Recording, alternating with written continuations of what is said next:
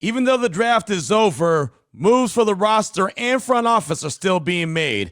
Plus, what is it going to take for the Raiders to be considered a playoff contender? That plus more on Thursday's edition of the Locked On Raiders podcast for May 1st, 2025.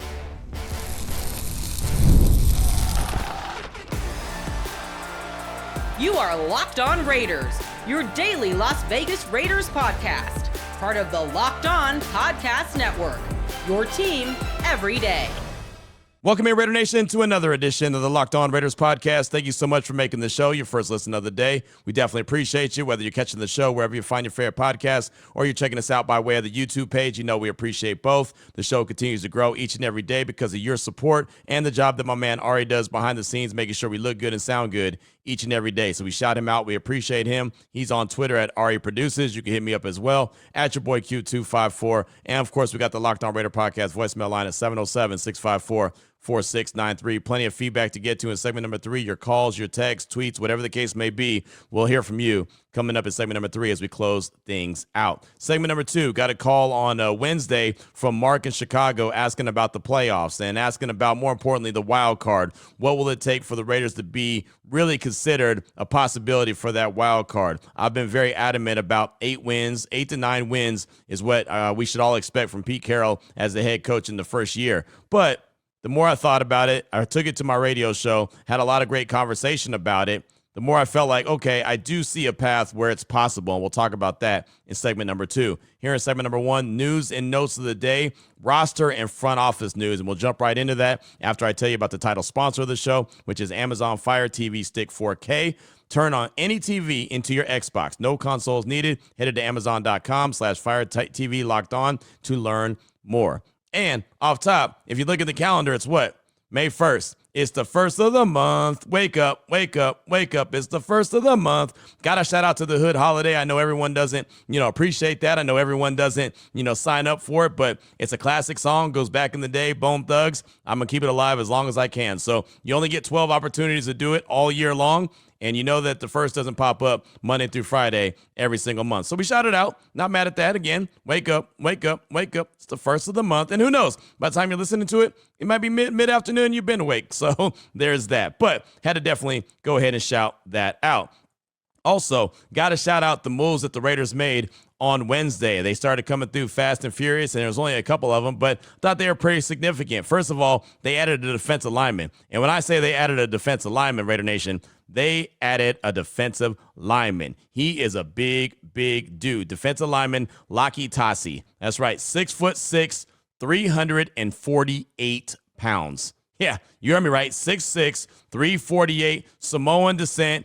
Comes from Australia, 21 years old. He was playing rugby before joining the NFL's International Player Pathway Program. So you remember Agoa, who was part of the Raiders for a while. He was part of that Player Pathway Program as well. He's one of those guys that doesn't count against the 90-man roster or the 53-man roster or the practice squad if he makes any of those. But, man, think about the possibilities. So, again, he's never been on an NFL roster before. He's a rugby player, but you want to talk about a big dude on the Raiders defensive line, 6'6", 348 pounds. That is the definition of a big dude added to the Raiders roster. So I thought that was pretty significant. We know what the Raiders want to do. I talked about the draft class and how I feel like that the word to describe him best was tough.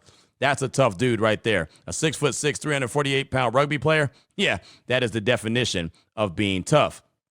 Also, on Wednesday, the Raiders made a couple front office hires, and this is nothing new, especially when there's a new staff in place. Anytime that you have a new staff that comes in, like John Spytek taking over as the GM, once the draft is over, once all that is settled, then all of a sudden you start to see some scouts, you start to see some front office guys go about their business, go on somewhere else, get hired somewhere else, and then you start to see the current GM bring in their own guys. Tom Telesco did it after the draft last year. John Spytek is doing it this year. So again, not a big surprise. You kind of knew that some of these moves were going to happen, but they had to make sure that the draft took place first. So on Wednesday, Brian Stark named the assistant general manager and Jonathan Stiegel as assistant director of college scouting for the Raiders. Stark joins the Raiders after spending the past 13 seasons with the Denver Broncos, most recently served as Broncos director of college scouting from 2016 to 24, after working as a national scout for the club in 2016, following 4 years evaluating the Western region and the West Coast.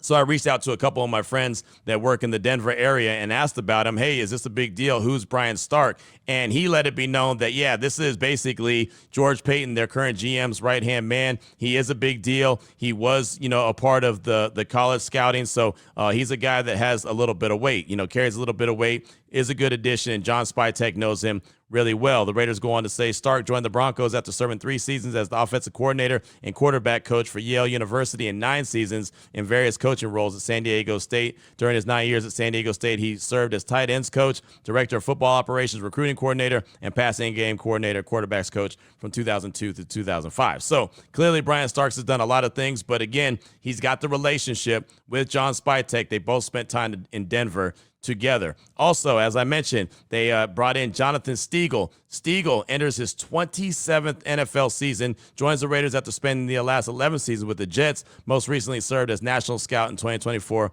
after serving 3 seasons as a senior regional scout and 8 years as an area scout, 2014 to 2021. He's a guy that's well respected as well. So those are the front office additions that the Silver and Black made on Wednesday. And then, of course, the move for the defensive lineman, Laki Tassi, 6'6", 348. I can't get enough of that.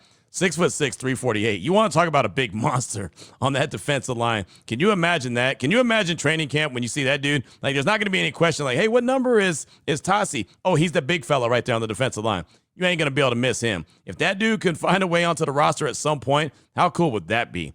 Love to see a big monster, like a big mountain of a man like that. So that's what I got for you for segment number 1 of today's Locked On Raiders podcast. Little news and notes, roster and front office moves that the Raiders made as of Wednesday. So the question was posed to us from Mark in Chicago. What will it take for the Raiders to be a potential wild card team?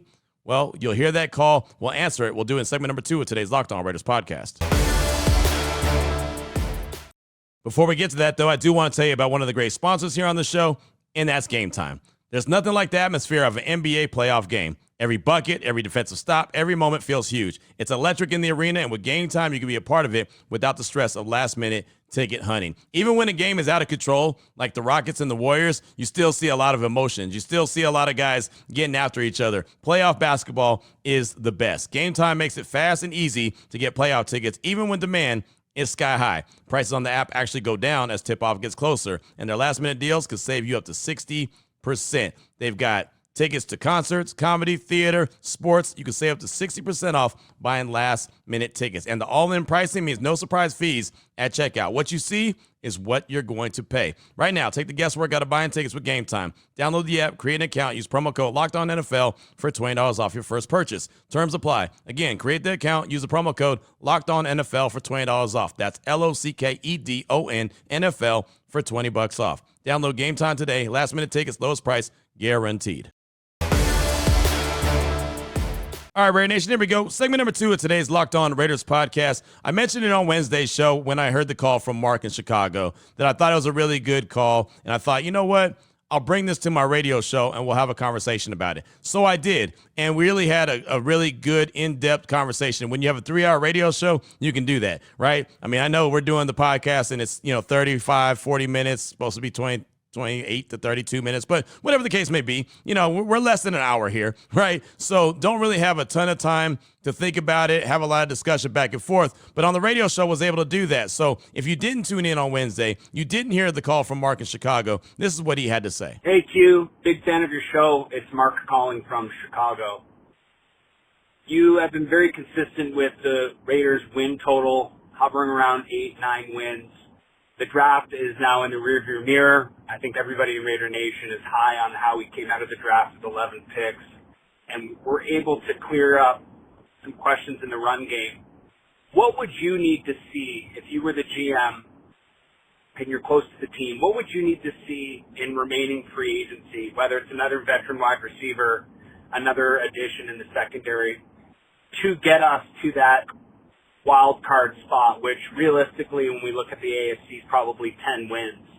What would you need to see, Q, if you were in John Spytek's ear on a couple moves we could still make with salary cap flexibility to put the Raiders really in the hunt on paper to be in that wild card, call it second place in the AFC West? Appreciate you taking the time.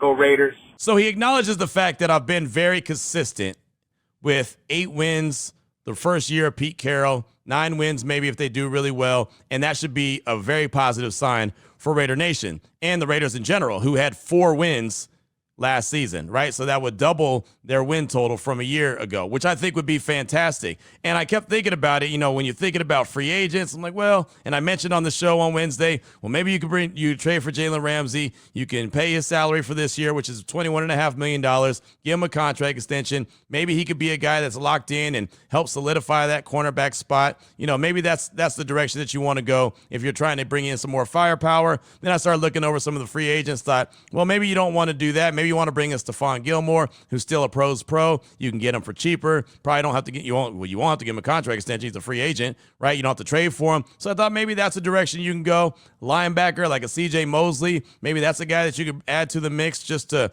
add more depth to the to the lineup, and especially in certain positions that you may look at to be a little bit weaker. Then my guy, Brother Marquise in the 305 rep Miami one time, he called in and he was talking about just bringing in a couple of vets so there's not as much pressure on the young dudes. So all these young guys don't have to all of a sudden step up and play a big role right away, right? Have to go out there and thrive. Ashton Genty is going to get a heavy workload. Geno Smith, what he's going to bring to the table. What Brock Bowers could bring to the table, Jacoby Myers. But, looking at other guys like Thornton, you don't want him to have to be doing a lot of heavy lifting his rookie year. You don't want to have to depend on all these different guys like, linebacker. You don't want to have to just bring in guys that haven't had any burn in the league. So you want to be able to bring these guys along slowly. Like, you want them to compete, you want them to provide depth, but you don't also want to just say, hey man, you've got to go out there, right? Darian Porter, you've got to go out there and be cornerback 1 across with Jacorian Bennett or whatever like that. So maybe if you have a veteran corner, maybe that could be the direction that you can go. I also look at points per game. That's going to be major, right? And that might not have to change the roster at all. The Raiders were at 18.2 points per game in 2024. Only the Patriots, Giants, and Browns were worse in that order. The Raiders ranked 29th in the league. So they were at 18.2 points. Remember Antonio Pierce in one of his press conferences said what he's looking for, 24 points a game. If they had one more touchdown, not a touchdown and an extra point, but one more touchdown, 6 more points per game, they'd have been at 24.2. That would have put them at number 10. Number 10, the Denver Broncos were ranked 10th. They averaged 24 points even per game. 6 points less than that were the Raiders, and they're all the way down to number 29. So obviously that would make a big difference as well. And if you're scoring 24 points per game and you're 10th in the league in scoring, you're going to win more games. Like, there's games I went back and looked, like they lost to the Falcons. The Falcons scored 15 points. Really? Right? I mean, there's games where teams scored 19 points and the Raiders lost. That reminds me of, remember when the Vikings game coming out of the bye week? When the Raiders scored nothing and the Vikings only scored 3 and the Raiders lost, that was when AP was the interim, all that. So those are all elements that definitely could help the Raiders be closer to a team that can contend for a wild card spot. Again, I'm not putting them in the category of they're going to go win the division the first year. All those things that I just mentioned, plus the fact that I think Kansas City is going to, just kind of take a slight step back. I'm not saying they're going to stink, but they're going to take a slight step back. They had a lot of things go their way last year, and I don't think the ball's going to bounce like that in 2025. And then all of a sudden it hit me, the most important thing for the Raiders is not additions of players. It's not points per game, even though they obviously need to do better than that. It's health. It's real simple. It's health. Think about what happened in 2024. Think about how excited we were. And I say we, I'll say me. Think how excited I was for what the defense alone was going to do. I didn't know what the offense was going to do, but just think about the defense. And then all of a sudden guys started getting banged up. But if you start thinking about the health and lack of health that the Raiders had in 2024, not to mention a rookie head coach that had never been there, done that, right? And a team that was trying to figure itself out. You lost Malcolm Kuntz in the preseason, torn ACL. He's done. Christian Wilkins, your big-time free agent defensive tackle that you signed, for big money, he didn't make it halfway through the season. Jacorian Bennett was playing great ball at the cornerback position until he hit IR. All 3 of those guys I just mentioned, defensive side of the ball, all ended up the season on IR. Colton Miller didn't start the season, right? Remember, he missed all of training camp, injury. So that's health. JPJ missed all of training camp, health. We were in Costa Mesa, California. I saw a lot of Colton Miller and a lot of JPJ, not on the grass, but in the cold tub. Right? That's where they were. They weren't able to get out there and practice because of health. Thayer Munford. Remember, there's a reason why DJ Glaze got entered into the mix immediately. Thayer Munford got hurt right as the beginning of training camp. So then all of a sudden you had a rookie there at the right tackle spot where everyone thought Thayer Mumford was going to play that role. Remember, Big Mike was out for personal reasons, right? It wasn't necessarily injury, but it was personal reasons. He was out. That's another guy. Devontae Adams quit. I know that has nothing to do with health, but that was the health of the team.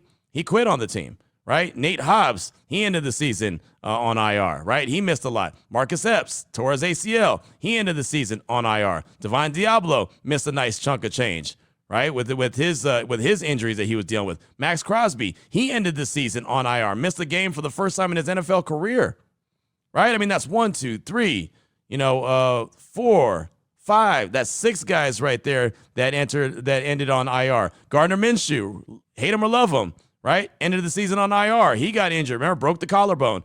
Aiden O'Connell, right? Love him or hate him, whatever the case may be. He missed time. Remember when he finally got into action, he didn't start the season. Everyone thought it was criminal, and then he got hurt. Couldn't stay healthy, right? I mean, both quarterbacks got injured and missed a significant amount of time. So if you look at all those variances, all those players that were injured for either a majority of the season, the entire season, or for some reason weren't available, like a Devontae Adams, that equals 4 wins, right? So if you stay healthy, and none of that's guaranteed, it's the National Football League, it's football, right? We all know that you could be injured on any play. But if you go back and look, and I talked about the Chiefs at the top, where I think they're going to regress a little bit. If you look back at the Chiefs, they were relatively healthy in 2024. They won a lot of one-score games, a lot of bounces that they needed to go their way for them to win those games, went their ways. Obviously, the Raider game, right? The ball bounces off Aiden O'Connell, the fumble, boom, the Chiefs win the game, right? Denver, the Broncos, about to kick a field goal to win the game. They block it, right? The Chiefs, they're playing on Sunday Night Football. They kick a field goal to win the game. It goes off the upright and in, right? I guess that was against the Chargers, right? That was the dub. I mean, it's just so many things. The first game of the season against the Ravens, they were 1 toe away from losing that game, right? But the toe was out of bounds, so they win that game. Cincinnati, they had that game won. Defensive penalty at the end gives them new life. They win that game. Like, they won so many one-score games, so many close games. They had so many bounces go their way that normally doesn't work out the next season. As we all know, remember when the Raiders made it to the playoffs in 2021? They won all those one-score games. All the bounces that they needed, all the breaks they needed, they received. The next year, not so much. It's like sales. It's a numbers game. The numbers eventually catch up to you. I think the Chiefs take a slight step back. I don't know how good the Broncos really are, even though they made the playoffs. And we don't know what the Chargers are going to do year 2 under Jim Harbaugh. But with Pete Carroll in the mix, I look at him as a guy that's not going to win any less than 7 games. And if they stay healthy, I think they have enough talent to compete. Geno Smith gets closer to 30 touchdowns as opposed to 20 and gets, around 5 or 6 interceptions as opposed to 12. I think all of a sudden you've got an opportunity. And, oh, by the way, you got this dude named Ashton Genty who's going to get a ton of burn. So as much as I wasn't sure of how the path could go, I think ultimately no matter what you do with the roster, that's always going to be good. You want to make additions. But ultimately, man, I think it's health.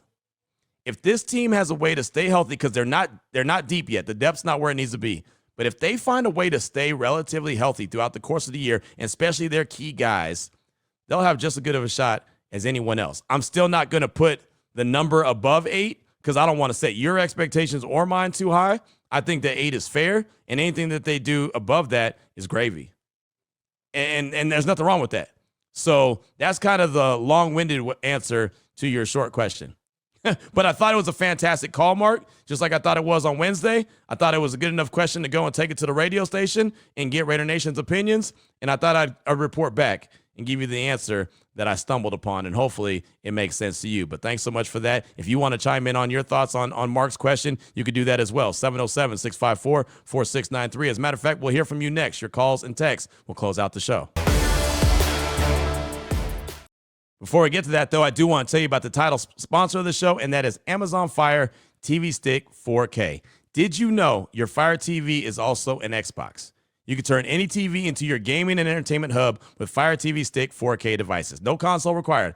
Just grab your paired controller, subscribe or sign into Xbox Game Pass Ultimate with EA Play included, and you're ready to go. Dive into hundreds of premium titles, including EA Sports, College Football 25, or Call of Duty, as easily as you stream your favorite shows. You could jump into your favorite Xbox titles without needing your console in every room. That is fantastic, right? Fire TV Stick 4K makes it possible to keep playing from almost everywhere. And if you already have a console, no worry. A Fire TV Stick 4K device is more affordable and easier to travel with, allowing to take you or your kids' games wherever you plug in. And if you ever want to try out Xbox games without the big upfront investment in a console, there's another way. Fire TV Stick 4K can be a low-pressure way to start exploring. So, okay, Q, how do I get all this going? Good, I'm glad you asked. Head to Amazon.com/Fire TV Locked On to get started. It's all one word, Fire TV Locked On to get started. Xbox Game Pass Ultimate Subscription and compatible controller required. Available on select devices, including Fire TV Stick 4K 2nd Gen, Fire TV Stick 4K Max 1st and 2nd Gen, and Fire TV Cube 3rd Gen. Here we go, Raider Nation. Segment number 3 of today's Locked On Raiders podcast. Your calls and texts. Draft that Locked On Raider podcast voicemail line, 707-654-4693. Start things off with a call from Tadreese in New Jersey, calling to talk about the plan the Raiders have and showed in the draft how it's so much different than what we've seen before. Here he is, Tadreese in New Jersey. Q, what's up? This is Tadreese from New Jersey. I didn't even finish listening to Wednesday's episode before I had to pick up the phone and call because I got to agree with that last caller. That commercial, it's a Walmart delivery commercial, and the person is chewing cookies in your ear. I don't want to hear that either. But no, seriously, no, that we got to get rid of that commercial. Q, you got the power, brother. I know you got the power. But to your point yesterday about previous drafts not making sense in a way, and we know what Antonio Pierce wanted to do.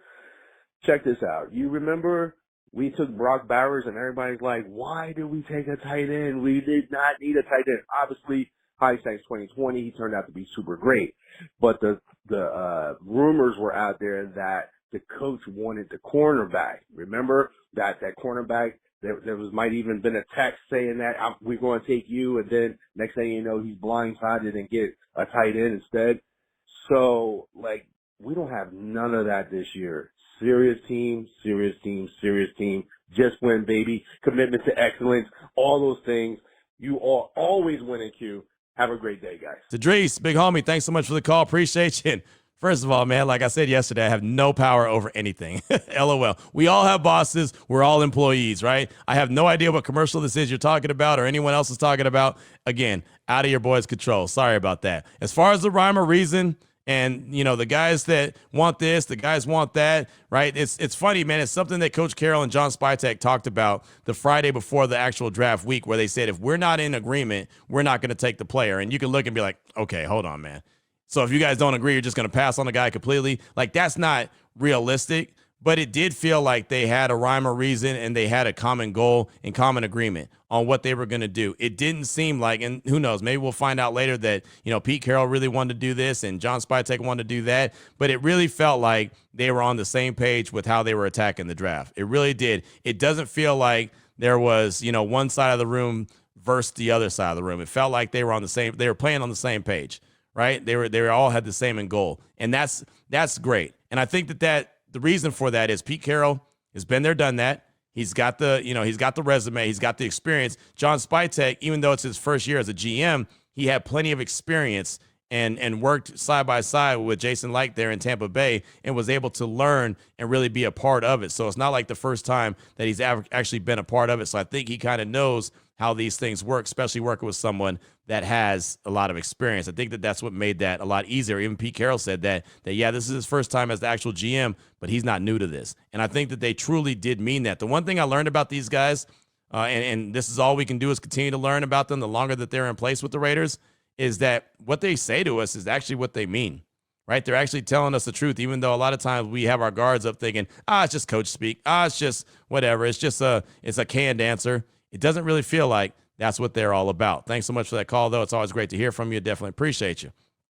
Up next, got a text from JB in the 559. Yo, Q, it's JB from the 559. That's Hanford, Cali. Super happy with the direction the team is going. I know they got to prove it during the season, but it looks promising. I know you said you were going to do a deep dive into Jack Best. Check out the interview on the Pivot podcast. Couldn't help but get even more hyped about the kid. Let me know what your thoughts are. Raiders. That's JB in the 559. Yeah, I saw that. I'm telling you, and Jack Best has a piece out right now in the Players Tribune that he wrote. It dropped on on Wednesday. I actually quote tweeted it and put it out there. So if you follow me on Twitter at your boy Q254, I said it's very inspirational to many. Just fantastic. His story is one that's never going to go away. I feel like this is one of those. It's like the Darren Waller story when we all found out about Darren Waller and it was so inspirational and everyone wanted to talk about it. That's what Jack Bech and his story is going to be. And I love it. I'm here for it. I think that anytime you could share your trials and tribulations that you've gone through, I think all you're doing is helping someone else. I think Jack Bech sharing his story, not being a shy and trying to run away from it and act like it didn't happen, I think that's just inspirational to other people. So he's a guy that's very easy to root for. And, definitely saw that with Ryan Clark on the pivot. That's one I frequently check out. Have a lot of respect for RC. So, that was fantastic. And like I said, every time he's got an opportunity to speak with someone, whether it's Ian Fitzsimmons, Marty Smith, Ryan Clark, whatever the case may be, he's done a fantastic job. So thanks so much, JB, for that. Definitely appreciate you. Up next, got a call from Darren from the 203. He's calling to talk about the similarities between John Spytek everywhere he's been as he takes a look at the Raiders' current roster and the way that they're built. Here he is, Darren from the 203. Hey, Q, it's Darren calling from the 203. Today's podcast is talking about, being able to see the plan. I had, I don't want to say a light bulb moment, but a connection was made of if you look at where Spytek has been, right, the way the Raiders are currently building out their roster is very similar to everywhere that he's been. And correct me on this one if I'm wrong with my timeline. He was in Denver before Tampa, right? And when he was in Denver, is that when they brought in a veteran quarterback in Peyton Manning? And they brought in, a vet wide receiver and Eric Decker, and they went ahead and they brought a lot of young guys in on defense. And then they went ahead and won a Super Bowl. Got embarrassed to one, right? But they also won one. And then you look at Tampa. How did they win their Super Bowl? Well, they went ahead, they brought in the veteran quarterback, drafted a bunch of young guys on defense, and they went out and they competed. They won a Super Bowl. But what did they do when Brady left? They went ahead, they signed a young guy, continued to draft a bunch of young guys in the trenches and on defense, and they competed with Baker. So it's just, it feels like, rinse, wash, repeat. Bring in a veteran quarterback, keep the homegrown guys there, build the trenches, and just go crazy with young guys wherever we can. It's, I don't know, maybe I'm not explaining it as well as the connection in my head was made, but I feel like if you look at where he's been, especially if my timeline is right with him when he was in Denver, it feels like the same thing again and again and again, and it feels like every single time that roster that he has been a part in developing has been able to compete. So that's just in terms of seeing the plan, that's that. And then a little thing about Tom Telesco, I thought of this a while ago. That's why they let go of him, because a lot of people are it was a good draft. I think it was a good draft. It was a good draft. But I think ultimately the reason why Tom Telesco isn't the GM right now, especially for the Vegas Raiders, is because he was not aggressive, right? He let the board fall to him, which got us Brock Bowers and got us JPJ. Wonderful, right? But he didn't go out and address the quarterback issue. He didn't go out and address the running back issue. He was too passive.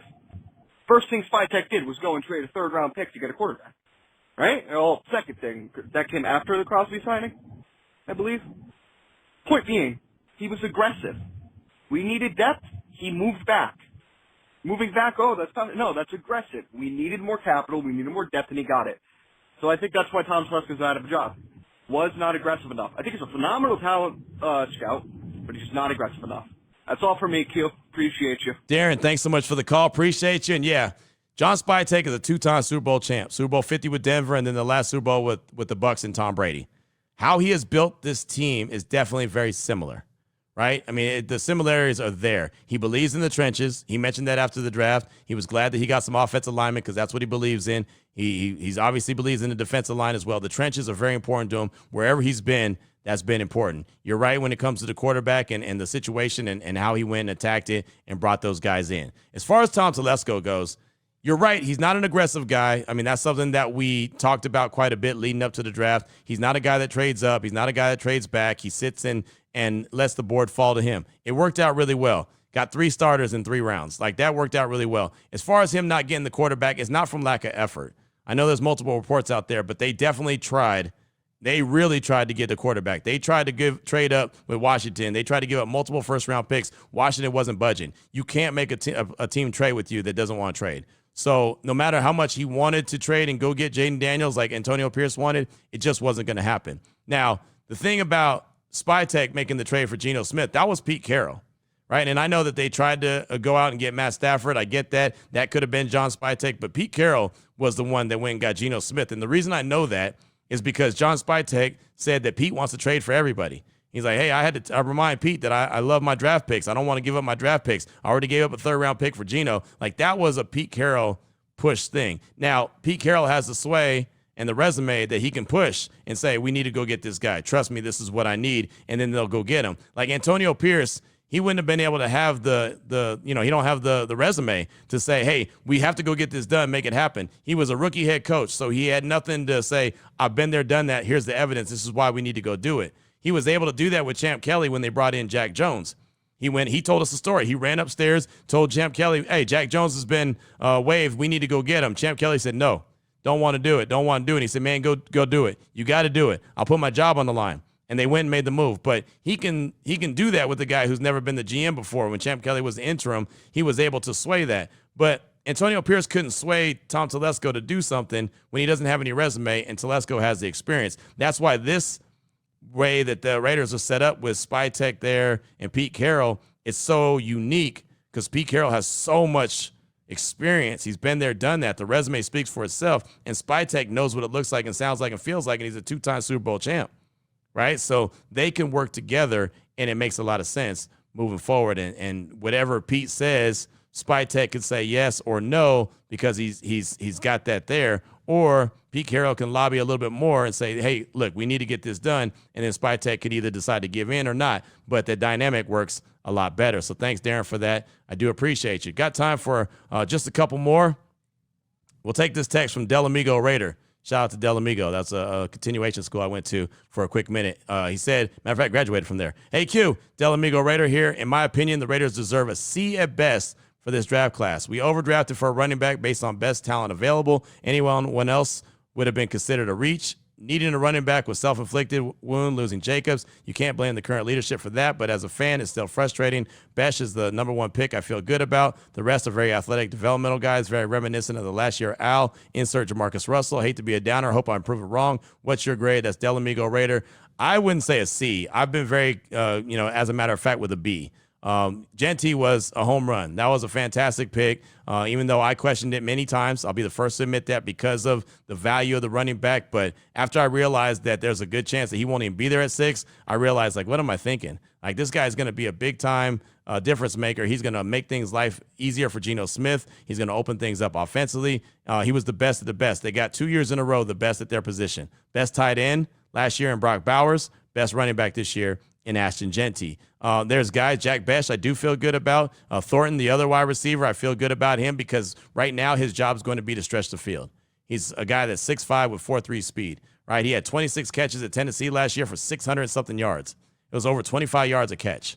That's fantastic. If you tell me that that's not going to help out this Raiders offense, if nothing else, clear the middle of the field, then that's something, right? That to me blows my mind. They got a couple defensive linemen that's going to help the depth on the defensive line, something that they need desperately. Guys that have been there, done that. Got SEC written all over them, right? Tonka Hemingway, excited about him. They got a couple offensive linemen that don't necessarily have to be difference makers right now, but they're guys that can compete. I think that they've got a very strong draft class in a draft that wasn't very strong, right? So that's why I don't give them a C, because there wasn't a lot of stars in this draft. There was guys with some names, but they had warts. Right. And I mean, look at Will Johnson. A lot of people wanted Will Johnson, but because of his injury history, teams let him slide out of the first round. Right. I mean, there's plenty of guys that you could look at. Jalen Milroe. Right. Look, he went in the third round. Right. I mean, there's just there wasn't a ton of stars. There was a lot of starters. And I feel like the Raiders got a lot of guys that have the potential to be starters. But grades are grades. Right. You give it a C. I'm fine with that. That's cool. Time will tell. Right. I can give him an A, a B, whatever the case may be. Only time will tell exactly what it really is. So thanks so much for that text, though. I do appreciate you. It's good to hear from you. And we'll close things out with Raider Eddie in Denver. He's calling to talk about, you got it, Shedeur Sanders, and wants to get me to change the way that I think. Here's Raider Eddie in Denver, closing us out. Hey, G, what's up? This is Raider Eddie in Denver. Hey, my question for you is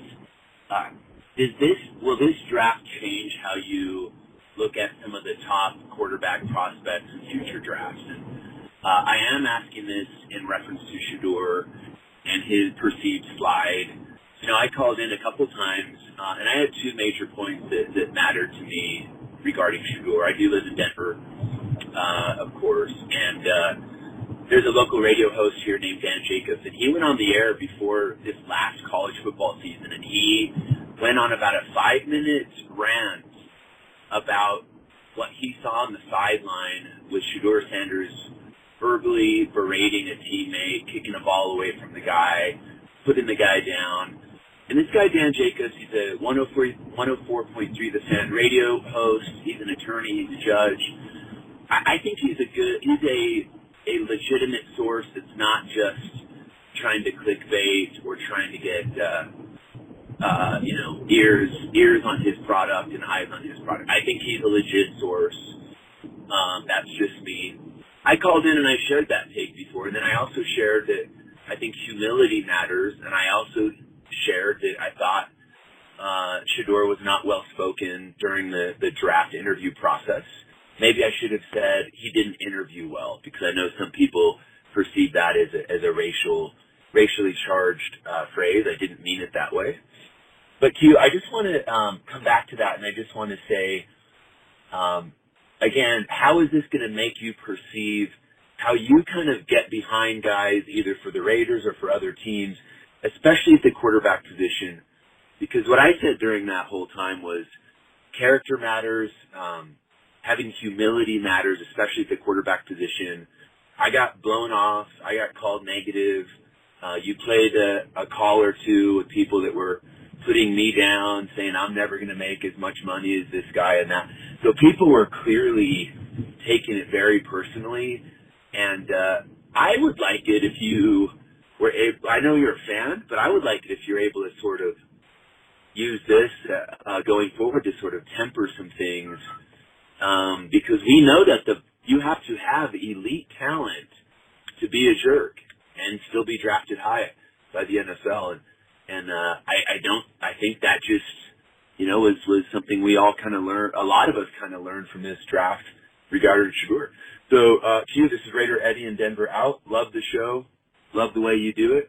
Go Raiders. All right, Eddie, thanks for the call. I'm going to address this one time and one time only, because you have been very persistent about calling to talk about Shedeur Sanders, who is now a Cleveland Brown by way of the 5th round pick, number 144. You called after day one of the draft to talk about Shedeur Sanders, even though you said, I'm not calling to talk about Shedeur, and then spent 2.5 minutes talking about Shedeur. So I get it. You want to talk about it. You want to, puff your chest out because he went in the 5th round and he wasn't a 1st-round pick, like I thought he was going to be. Cool. You're absolutely right.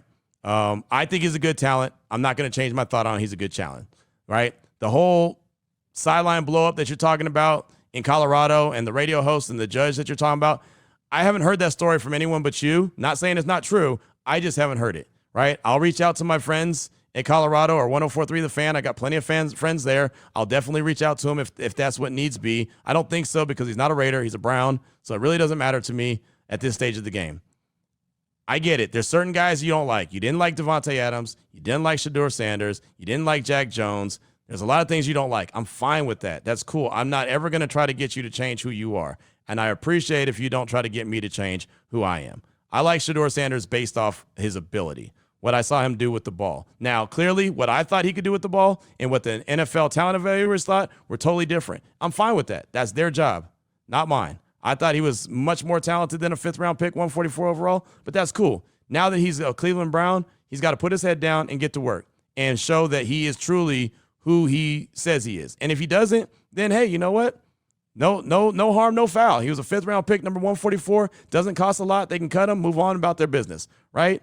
Again, I don't know him personally, so I'm not going to judge him. You don't know him personally, so I don't think you should judge him. Just like I don't judge you because I don't know you personally. All I know is what you say and your calls. That's all I know you. I wouldn't know you if you walked past me in the street, just like you wouldn't know me if I walked past you in the street. So it's hard for me. I've learned not to judge people and just all of a sudden say who they are without actually knowing, especially athletes, because we know what we see on the field or the court or the diamond, and we think that that's who they are when they could be an awful person in the background. They could be an awful person behind the scenes, or they could be a fantastic person behind the scenes and just a jerk on the field or whatever. We don't know. So I really try not to get caught up in I'm going to judge people. I'll judge people if they get in trouble off the field. Last I checked, Shedeur was in no trouble. I didn't see him in any police anything, right? Devontae Adams, no trouble, no police anything. Jack Jones, while member of the Raiders, no police anything, right? He could have had issues before he arrived with the Raiders, but he did not have any trouble, no police issues whatsoever while with the Raiders. That's what I'm concerned about. That's when guys like Damon Arnett, you can say, hey, man, that's not a very good dude. When he's on Twitter and he's giving people his address saying come over so he can shoot him. That's a bad dude. That's not good. That's bad. That I think is fair to say, hey, man, you got a problem. You need to relax. None of these guys that we're talking about, especially Shedeur, are doing that. So, again, I'm not in the business of judging people. If I like a guy, I'm going to like a guy. I'm not going to worry about what Raider Eddie thinks and that I'm such a bad person. I need to change the way that I think. No. You don't have to like me. I'm fine with that. That's cool. Everyone doesn't like me. I'm sure everyone likes you, though, right? I mean, it is what it is. I don't know what you really want me to say, right? I'm a grown man, and I'm going to think the way I think, and it is what it is. It's that simple. You are a grown man. You're going to think the way you think. You're a teacher, I believe is what you said. That's fantastic. I hope that your class is doing great. I hope everyone's getting A's. I hope you're the best teacher in whatever school district you're in. I hope that all works out really well for you. And whatever you do, I'm sure it's way better than what I do because you think better than me. If that's what you want to hear, that's fine. You got it. So it is what it is, right? I don't really think I got anything else, to be honest. And I don't think that there's really anything else to talk about because he's not a Raider. So I didn't bring him up, but you've called multiple times since the draft ended to talk about him. So I finally acknowledged it. That's all I got. Other thing, actually I said that's all I got, but one more thing. You mentioned him getting into it on the sideline. Anyone who's ever been in any kind of competition has gotten into a heated battle with their brother or their sister or whatever the case may be. I'm a very competitive dude. I've gotten into it in basketball games. I've gotten into it in football games. I've gotten into it in baseball games, tennis game, whatever it is, tennis matches, anything I've ever played, dominoes, anything, football on the street. Like I've gotten into it with everybody, right? Because I'm a very competitive dude. And in the heat of competition, I got into it with my boy Durando playing a Madden game.